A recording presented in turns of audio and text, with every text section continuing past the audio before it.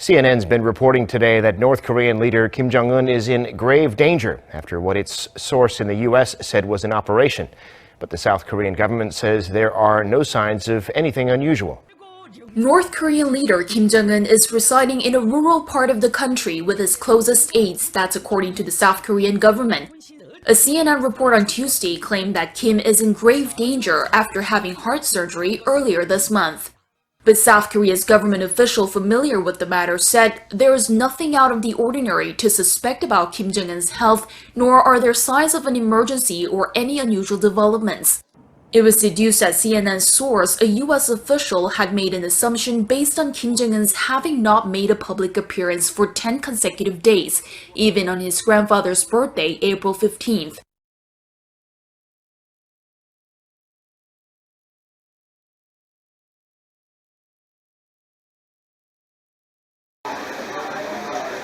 Prisons in the Philippines hold more than 4 times the number of prisoners they were designed for, and now dozens of inmates have tested positive for coronavirus.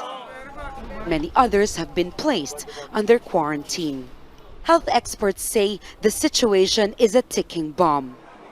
More than 450 jail facilities are holding over 136,000 inmates, according to government data.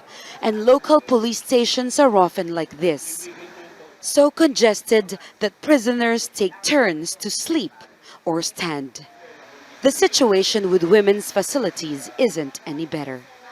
This week, the Supreme Court had ordered judges to swiftly release prisoners based on a previous guideline to decongest jails.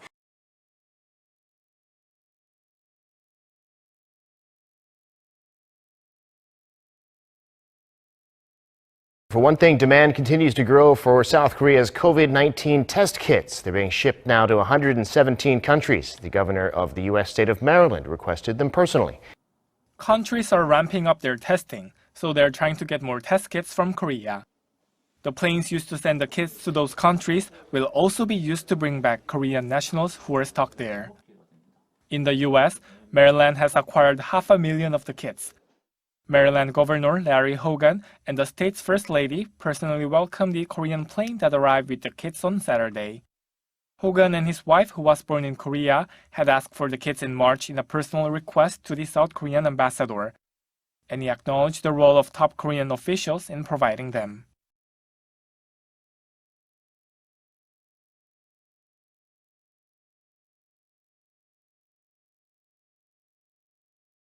Insufficient gowns, masks, and other protective equipment, and even inadequate training. In the middle of an unprecedented pandemic, these nurses are splitting their time between working around the clock and protesting the dire conditions they say prevent them from properly doing their jobs. And on Monday, New York's biggest nurses union went a step further, suing the state's health department and 2 hospitals for what they describe as unacceptable failures. Among the lawsuit's demands, for judges to put an end to hazards that cause or are likely to cause death or serious physical harm, and for nurses to be given at least one N95 respirator mask daily. Nurses at least one hospital had resorted to covering their uniforms with trash bags because there were not enough medical gowns.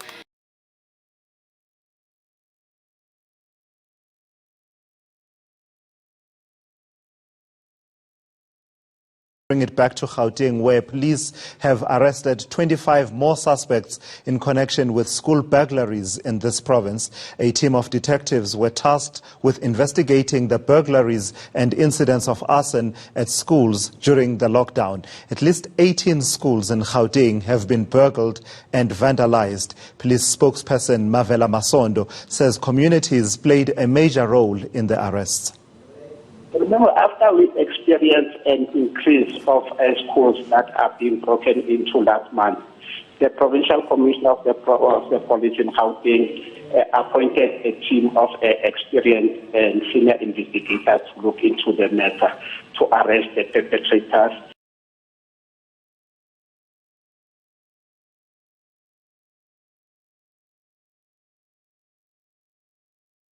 Parents struggling with working from home and helping their children learn from home will be relieved the green light has been given for school to return.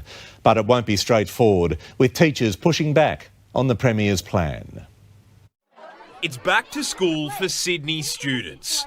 Well, kind of. It will just be a day a week and then progressively 2 days, and then we hope by the end of term 2 we'll be in a position to have students going back to school in a full-time capacity. For parents like Geraldine, who are juggling work and teaching at home, they can't understand the logic. I don't know what we're going to do. I'd like her to go back. I'd like her to get back into routine and get started. Homeschool hasn't been easy. We're not being given any certainty, so that's been tough. That certainty is being left up to individual schools. They will decide which classes go back on which days.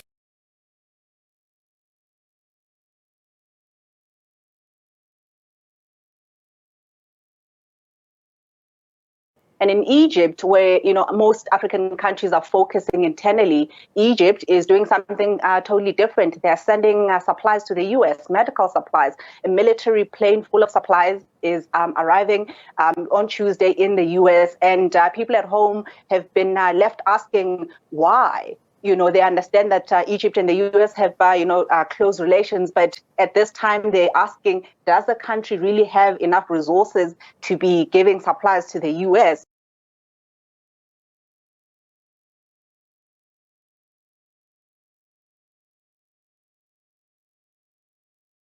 With much of the world under stay-at-home orders because of the coronavirus, demand for oil has dried up, down at least 30% worldwide. Now, storage facilities are almost filled to the brim. There are concerns the world could run out of places to store the excess supply.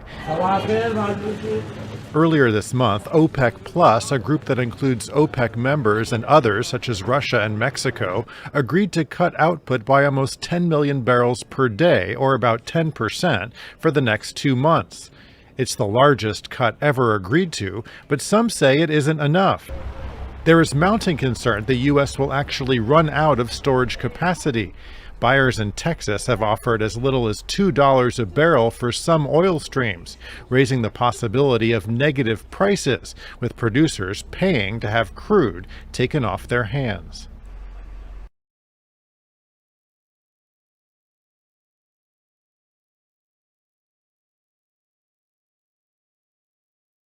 The southern German state of Bavaria has canceled the Oktoberfest beer festival because of the coronavirus.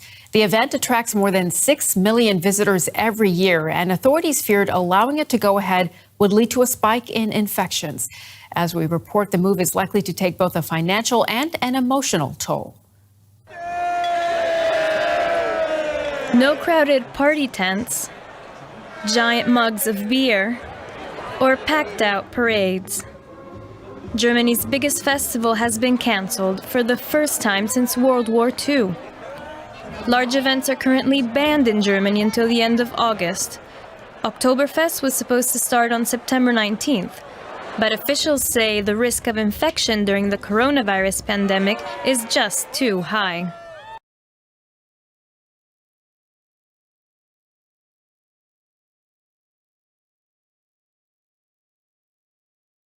A big-time oops moment for one reporter. Somehow, during the midst of a DIY segment on cutting your own bangs, she didn't realize her naked husband was in the shower behind her. Sacramento TV reporter Melinda Meza is reporting from her bathroom. Her story, how to cut your hair all by yourself. So people won't have to do this much longer. But unbeknownst to her, there's somebody else in the shot. It's her husband, and he's taking a shower.